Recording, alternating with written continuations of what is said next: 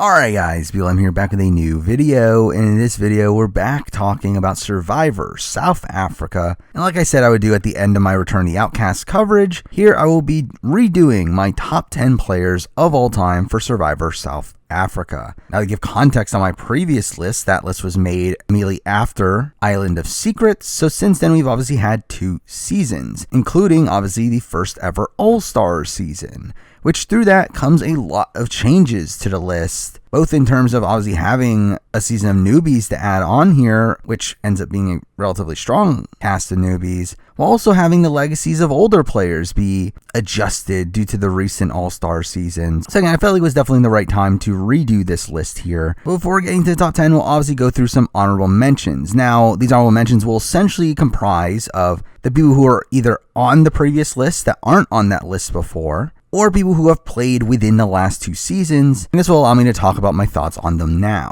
And we're going to go through them in chronological order of when they first played, and let's start off with the first honorable mention in Gareth, who was actually the highest placed person on the previous list that's not on the list anymore, and that is largely because I feel like Gareth is a tough player to assess in the modern landscape of Survivor South Africa. He's obviously a player from the first ever season, and while he played an extremely dominant game and should have been the winner of the season if it wasn't for a last-second twist, I don't know how well that game adjusts to the modern day. Now, I will say he was technically number 11 on my list. Like, he was really close, still making the top 10. But again, it was largely the increased legacies of certain 2-time players that did bump him off the list, so he was essentially 11 on mine. Another person that was originally on my list that is now off is Manla from Malaysia, and really, I don't know why he made my top 10 to begin with. Not that he's a bad player, obviously. He is still a very good player for his time. I just don't know if I would have even had him in my top 10. Even like looking at it at the time, I do think even that was kind of a weird choice. Though again, Manla is probably still the best player from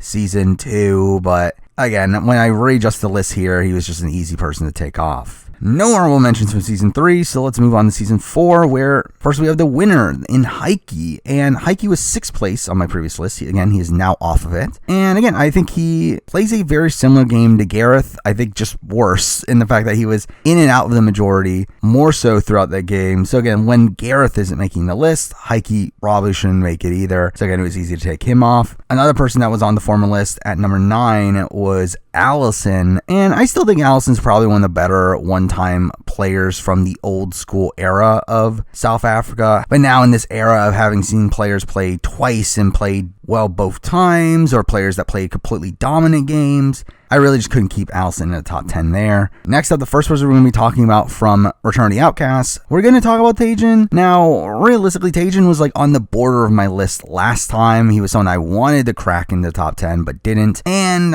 really, he's further down the list this time.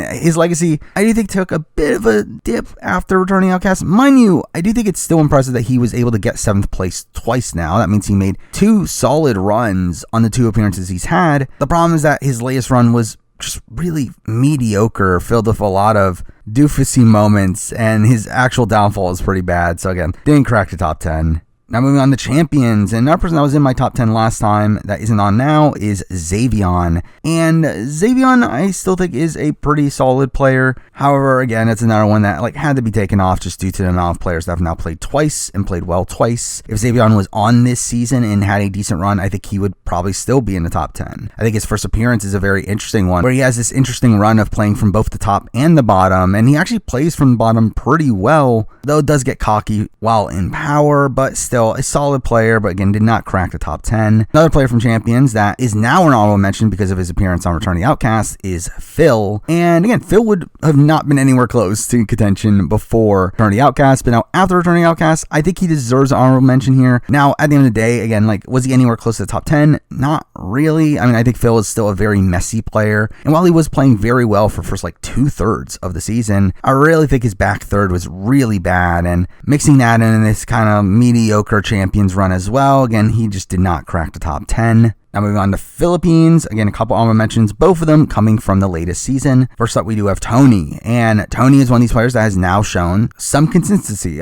She's now gotten to the merge twice, and really for me, that alone deserves honorable mention at this point. I do think she has positive attributes of her game, particularly when she is on top. I do think when she starts to lose power, though, she starts to crumble a bit, but I still think a solid player, but again, not quite in the top 10. The other player from Season 6 ends up being Post-SA, who is another player that, like, my opinion of them has mostly stayed the same, though I do think her performance on Return to the Outcasts, despite her not technically making the merge, I think has shown a level of consistency with Post-SA, to where, despite the massive target that was on her back to begin with, I think she performed pretty well. I actually think her game in Return to the Outcasts is probably better than her Philippines game, even though that one's obviously a lot more notable, but again, can't quite crack the top 10, considering she's never had a deep run. Now for Islandless Secrets, again, all these people are people that have played twice now, starting it off with Dante. And again, was Dante anywhere close to the top 10? Not really, but I think, again, anyone that made the merge twice for me deserves an honorable mention here. Again, I think it shows a level of consistency, though obviously I think Dante's lack of threat management is a massive issue, where he's probably never going to make a deep run. But again, at this current point in Survivor South Africa history, I do feel like his consistency is something to be noted here. And kind of similar thing for the next person, and that is Meryl.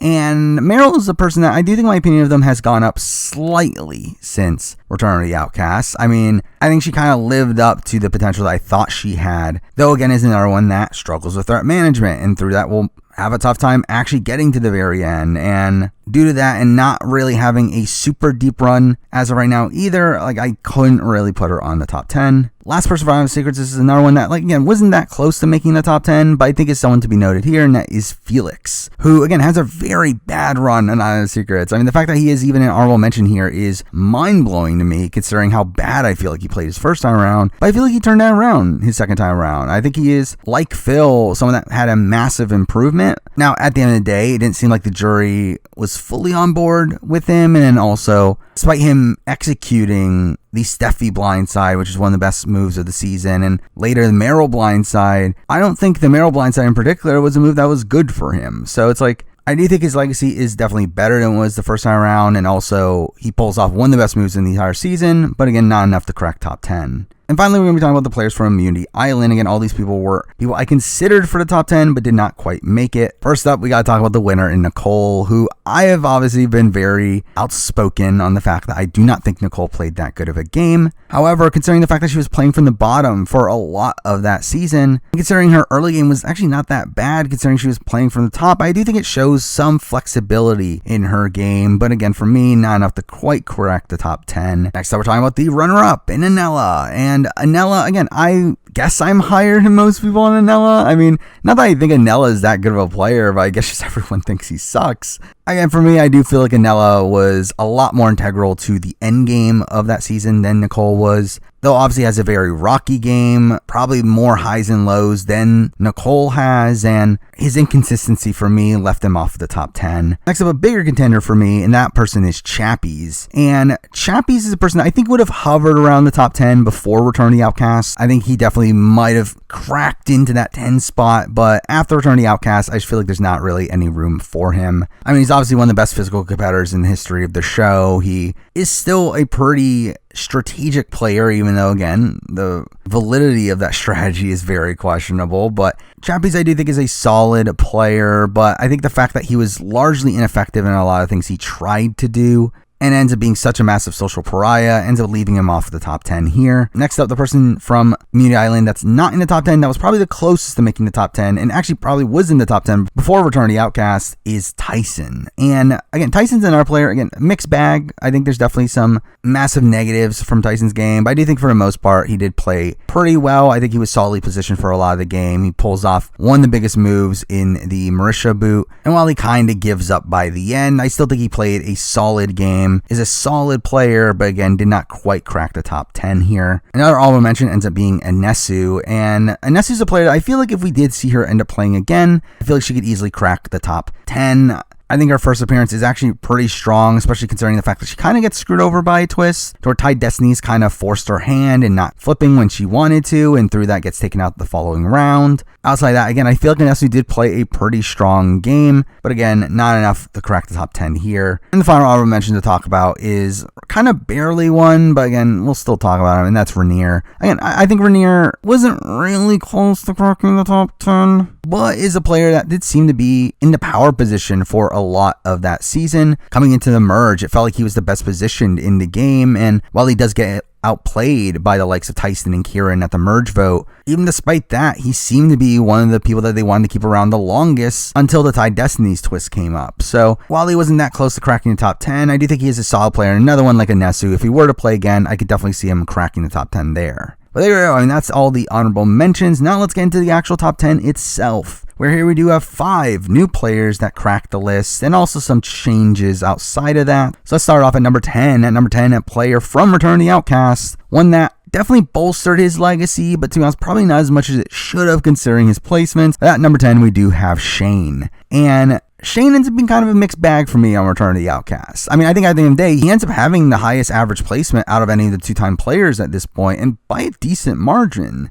So again, I do think that is something to be commended. However, I do look at his games as like two polar opposites. I mean, the first time around, he really struggled with threat management to where, despite the fact that he was running the game for the first half of it, by the time he comes to the merge, he ends up being outnumbered and ends up getting so cocky to the point where he doesn't play any of his 2 idols by the time he goes home. But he is the type of person that I think if he got to the end, he probably would be respected to win a jury vote against most people. Then sees Return to the Outcast game, where he's a lot messier early on in the game. While in the majority, he seems to be on the outskirts of the majority alliance. But then after a Steffi vote, he becomes solidified within the core power structure and then gets, again, all the way to second place, but in a path that has very few routes to a win, which is such a strange position to be in. Again, I always expected Shane to be this type of player. If he got to the end, he would win almost any jury vote outside of like potential bitterness. However, to see that not be the case here, I do think kind of lowers some of my opinion on his game to a degree. But again, his consistency now, being a late gamer twice, and even in Return of the Outcast, still has a path to the end. It's just that he doesn't take that path, which is a knock. But again, if he got to the end of Killarney, which he was pretty close to having that optimal route, he would have won the game. Again, the problem is that he doesn't take that route, which I do think is a massive flaw here, considering I don't think he beats any of the other people in the Final 4. But again, I do think he is a very savvy player, very strategic player. He seemed to be well respected from a personal level on Return of the Outcast, and seems to be a mostly consistent player at this point. Though again, he did have some rockiness at the beginning of Return of the Outcast. But again, I think as a whole, my opinion on Shane has gone up due to his consistency and because that he cracks the top 10 here at number 10. Now number 9, moving on to another player from Return of the Outcast. And if you told me that this person would be in the top 10 after the season, I would have been mind blown, because I really did not think of this person that highly after her first season. But I think she played very well in Return of the Outcast despite a lower placement, and that person is Steffi. And again, for me, Steffi is one of the most improved players on the return. I think the first time around, I think she played a pretty mediocre game. While she was part of the Amigos that controlled a lot of the game, it felt like she was the least integral to that alliance's success, having the least amount of connections out of that group, and also not being as integral to the strategy of that group. Now, midway through the merge, she does end up deciding to flip on Rob, but is never able to properly execute the plan.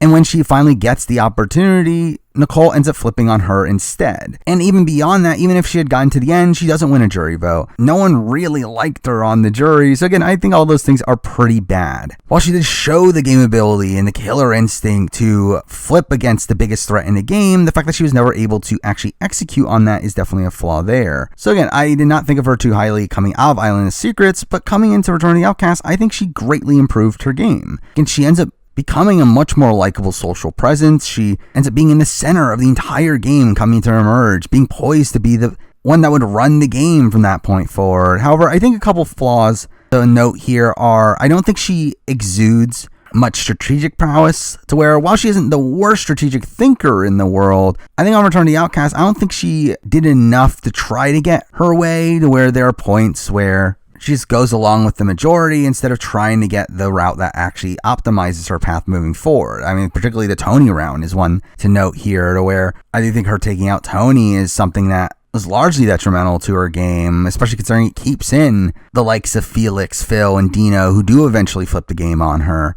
And again, she does get the game flipped on her at Final 9. However, I will also say that if she gets through that round, she's pretty solidly positioned moving forward, where if Meryl goes home there, At that point, she did seem to have Marion and Shane in lockstep with her, and while Killarney did talk about flipping on her, I don't know if Killarney would have ever had the agency to actually do that. And with Steffi also having an idol as well, again, all at the final 8, it's like she should have had a pretty decent path moving forward, but she just gets sniped out of the game before that path ends up opening up. And again, like I think as a whole, I think Steffi is a player that has now shown consistency. She's made it to emerge twice. I think while her deeper run is very deeply flawed, I do think her second run, which ends a bit earlier, has less flaws to it and is overall just a more impressive game. And I think she definitely improved her overall legacy by her return and demonstrated more game ability. So for me, she lands here number 9. Number 8, the first mainstay in the top 10 from the previous list. Here we do have Nicole Capper from Island of Secrets. And Nicole, for me, is someone that I think, in comparison to Steffi, I feel like I still have to put her above Steffi, mainly because she did outplay Steffi. She's the reason why Steffi went home. And outside of that, just played a much more impressive game the first time around than Steffi, having more social relationships, had more ability to get jury votes. Though I will say that the fact that Nicole decided to go to the end with Rob is a bit of a knock, though at the end of the day, she gets 4 votes against Rob. So that alone is impressive as well. And for me, Nicole's game is kind of like a mix of Steffi's 2 games, to where she had a lot of the same path as Steffi the first time around, obviously with them being aligned and being in lockstep for a lot of the game, but also had the social connections to put herself in the middle of the game, to where there are many points within Island of Secrets to where the people at the bottom thought that they could get Nicole on their side because they thought they had a relationship with her, when in reality she was obviously always loyal to the Amigos. And I think that is definitely an impressive element of her game, though also it did lead to certain jury members being upset at her by the end of it. But I do think as a whole she's a very solid player there. I do think my biggest worry for Nicole is her returning prospects, to where I will say straight up, if Nicole were to ever play again, I think she's the most likely first boot on the board. I think she just screams out to me as the first boot on a returning season, being this player that is threatening enough to where you're definitely going to be sketched out by them, but also not such a massive threat to where you want to keep them around as a shield. She gives me like Sierra Easton from Game Changers sort of vibes, of just the type of person that is always going to go home first on a returning season. But again, based on how she played the first time around, I think it is a very impressive game, and it's really just a step up from Steffi for me, and especially considering the fact that she also is responsible for the Steffi boot the first time around. For me, she ends up being here at number 8. Now, number 7, we're moving on to the only one-time player from Immunity Island that now cracks the top 10. Here we do have Kieran. And again, immediately after Immunity Island, both Kieran and Tyson would have been in top 10, and I think there would have been an argument for Chappies. Though at this point, Kieran is the only person left here. And again, I think Kieran is a very solid player. I think he probably has one of the best strategic minds in the history of Survivor South Africa, and ends up being one of the most stable forces on Immunity Island, a season that had a lot of fluctuance to it, to where I think he's the player that was playing the most consistently well throughout the entire season. And mixing that in with the fact that he was liked by a lot of the cast, very well respected by a lot of the cast, to the point where I think he wins a jury vote against pretty much anybody, especially by the end game. And also adding in the fact that he's decent at challenges. I mean, to me, he really comes off as a perfect, well-rounded player here.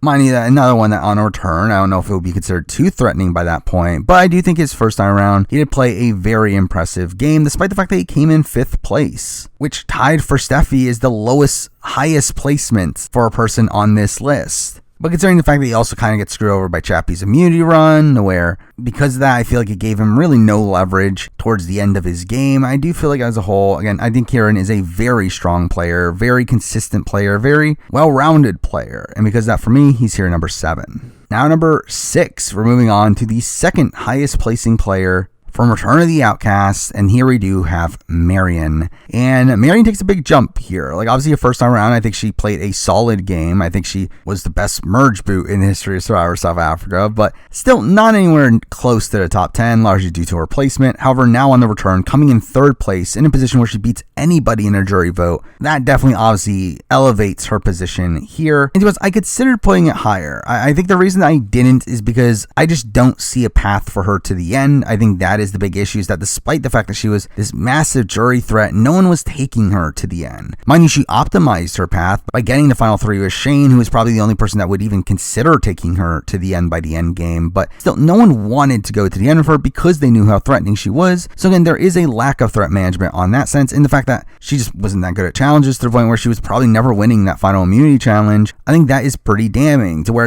I just don't think she can get to the end. However, outside of that, again, she played an extremely strong game, being in the core power structure from the very beginning, being a central figure within the full package alliance, and really just running a lot of the early game because of that. It isn't until Steffi boot that she starts to lose some control, which I will say that I do think that stems from some suboptimal decisions and getting rid of Dante really early, and also targeting Mero in a spot that didn't seem 100% necessary. But even after that, and losing her closest ally, she's still able to recover, getting back within a new core power structure of her, Shane, Dino, and Phil, and is able to run the game with Dino and Shane up until the final 3, where again, like at that point she had no chance of getting to the end, but again, she does run a lot of the season. I think that is very, very impressive. And considering her also very solid first appearance as well, for me, she does land here at number 6. Now, number 5, we have probably one of the bigger changes on the list here, as this was a person that was all the way in number 2 last time. Though I have dropped a little bit on this player, and then I just think other people have gone up as well to where this person drops to number 5. At number 5, we do have Werner. And I think Werner is an interesting player here, playing an extremely dominant game across SA Philippines,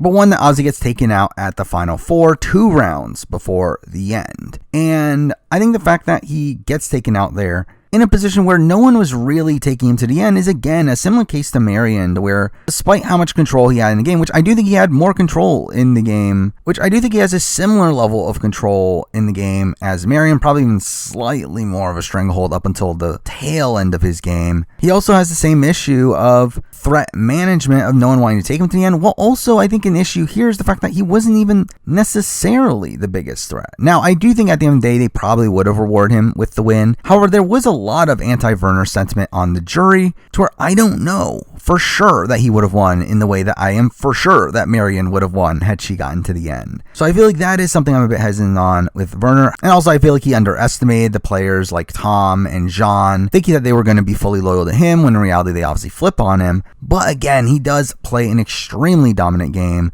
pretty much from the beginning, and the way he cultivates his alliance and keeps it together for as long as he does, despite the opposition still wanting to target him, I do think is something that is impressive. I do think a difference between him and Marion for me is that I would have had more faith in Werner getting his way to the end himself over Marion, where again, I think Marion's in the position where she's never going to win that final immunity challenge. Well, I think Werner is someone that I would have more faith in immunity challenges to get himself to the end. And really just overall, I think he played a very strong game, though one that I just don't know how much he could have really done by the end game outside of just winning out to get himself to the end, which is obviously an issue there, but played more and more dominant games on the board, and for me, he lands here at number 5. Now, number 4, moving on to a player that also was on my previous list, but did move down a spot, again, largely because of a new player that jumped ahead of her, and then also, my opinions on a certain other player have gone up over time. So at number 4, I do have Ashley Hayden.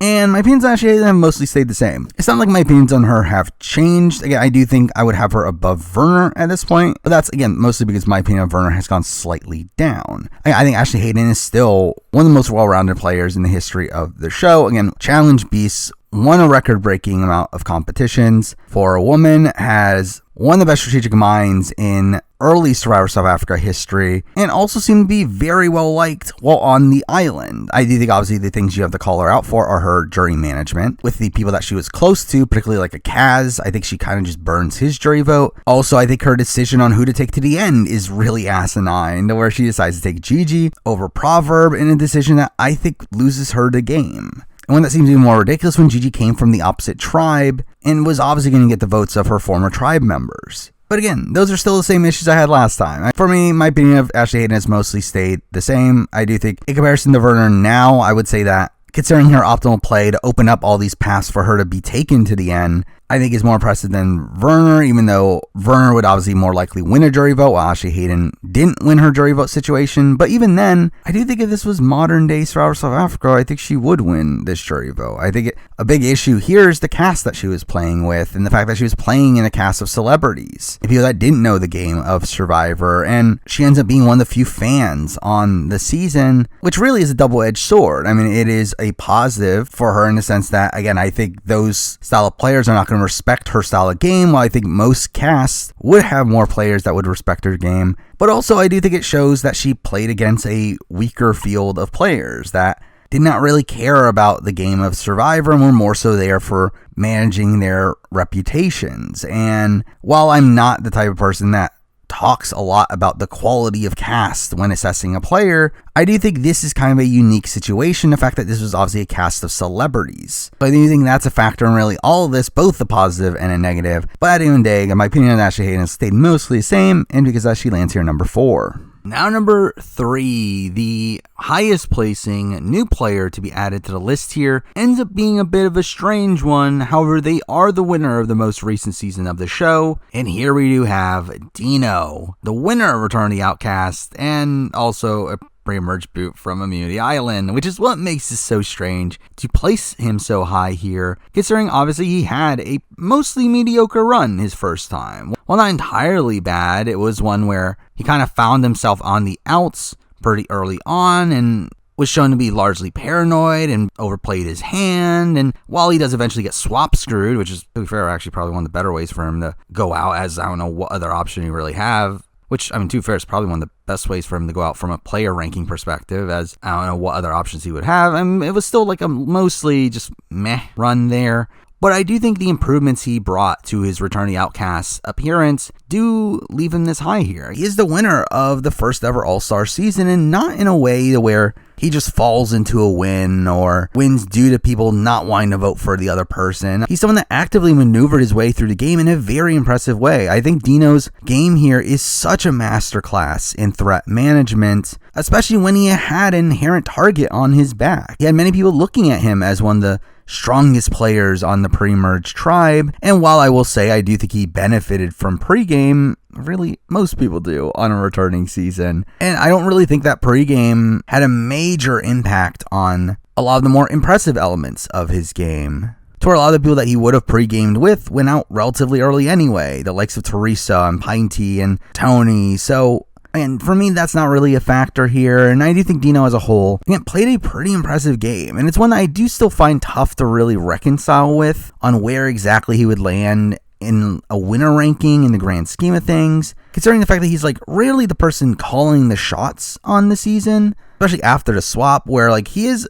a pretty central figure on the original pre-merge tribe, then he gets swapped into a bad position, but unlike his first time around, is able to get out of that situation.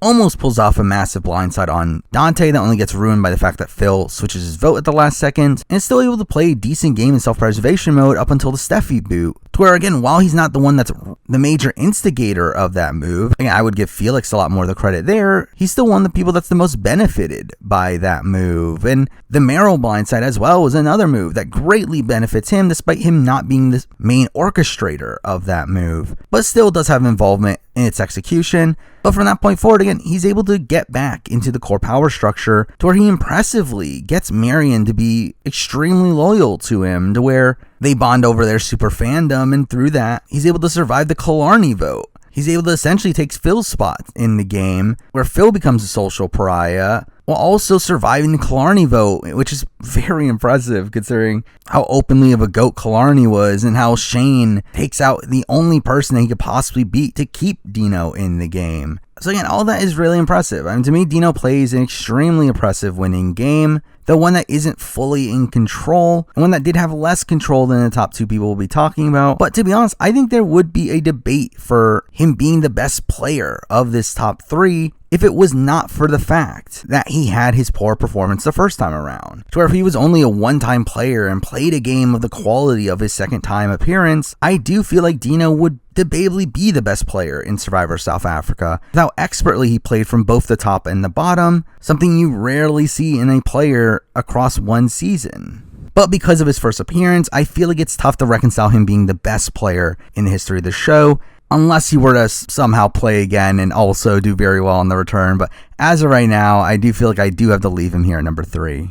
Now number 2, we're moving on to the top 2 here, which I do think is the pretty definitive top 2, which is funny considering this wasn't my top 2 last time, but I kind of regretted that not too far after I made the list. But here I am sticking with the same number 1, so at number 2, I do have Graham. And again, last time I had Graham at number 4, and I am bumping him up to number 2. Again, my opinion of Graham has gone up over time. Mind you, I still have the same flaws with Graham's game. I do think there is a lot of messiness with Graham's game to where his jury prospects are very much up for grabs in most situations that he's in. And he actively strives for a situation to where I do think he loses against Xavion if he gets to the end with Xavion. But despite that, I do think he is, again, still a very impressive player. I think played one of the most dominant Survivor South Africa games that there is, where while he does lose control at the very end, again, a lot of that's perpetuated by an idol that shouldn't have even been played at that point. But even then, Sifu is perceived as a bigger threat in the final round than he is, despite the fact that he then ends up beating Sifu at the very end.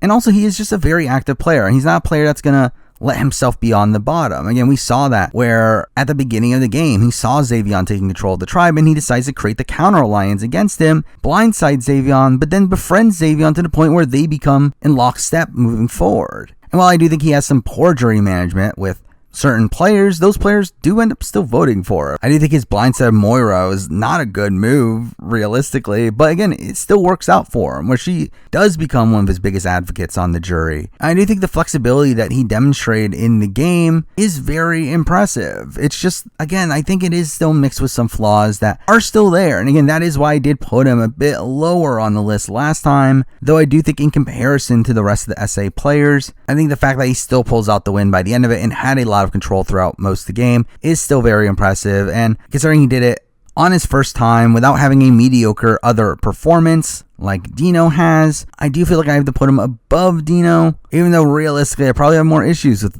Graham than Dino. But again, for me at this point, with the information that we have, I do have Graham here number 2. Now number 1, the best Survivor South Africa player of all time ends up still being Rob Bentley. Now, I will say my opinion of Rob Bentley has probably gone down since I did my last video. I think immediately after Island Secrets, I think I did look at him as an all-time great player, like a truly elite player in the grand scheme of Survivor, to where I don't necessarily look at him that way at this point. I do think there are aspects of his game that I definitely want to see. I do think he played a lot of his game from the top, and while again he plays one of the most dominant games in the history of Survivor and is able to maintain that position despite some adversity, particularly like Steffi trying to blindside him, and he's able to get Nicole back on his side. Again, that is impressive, but I do think the fact that he was playing from the top for a lot of it makes it tough to reconcile on a player ranking in particular.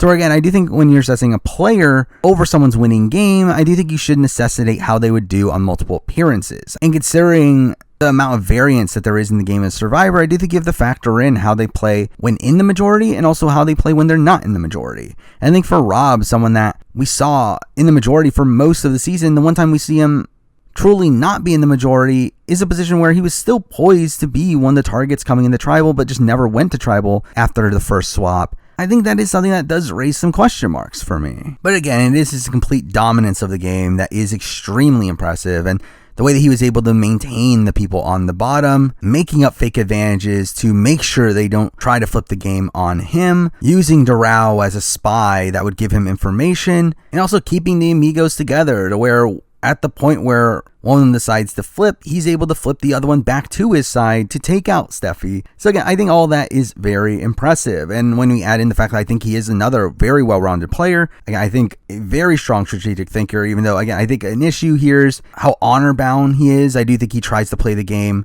honorably, and I think that can lead to some missteps on multiple appearances. But again, considering how flawed I feel like even the top SA players are here, I don't think it really knocks him down too much. But mixing that in with the fact that he is clearly one of the best physical competitors in the history of the show, and also is a very well-liked presence on the island, I do think it leaves him as a triple threat. However, I will say I do think another worrying part is the fact that despite how dominant of a game he played, he still only won a jury vote in a 6-4 vote, where again, he did have a good person sitting next to him in Nicole Capper, but still, considering the amount of control that he had, he should have probably won in a more dominant jury vote. Though again, when in comparison to someone like a Graham is another person that also did not win in that dominant of a fashion, where he also barely wins a jury vote there. So, do I think Rob Bentley is one of the all-time great Survivor players at this point? Not really. However, I think when in comparison to the other South Africa players, again, I think in comparison to Graham, I think he's just a better version of Graham in almost every way. While again, I think Dino has the potential to be above them, where I think he doesn't have the flaws that I have with Graham and Rob. However, the issue is his first appearance that kind of knocks him down, because that still leaves Rob in the number 1 spot here, despite a lot of hesitancies with it, and probably some potential for him to be knocked down if we were to ever get another dominant winner of the show. But there we go. I mean, that is my new top 10 players of all time for Survivor South Africa. At the time of this recording, we're still a bit unsure of when exactly the next SA season will come around. However, whenever it does, I will be covering it as you would expect. And also, obviously, just expect more Survivor, Big Brother, reality TV videos moving forward. But for now, that is the video. Thank you for watching.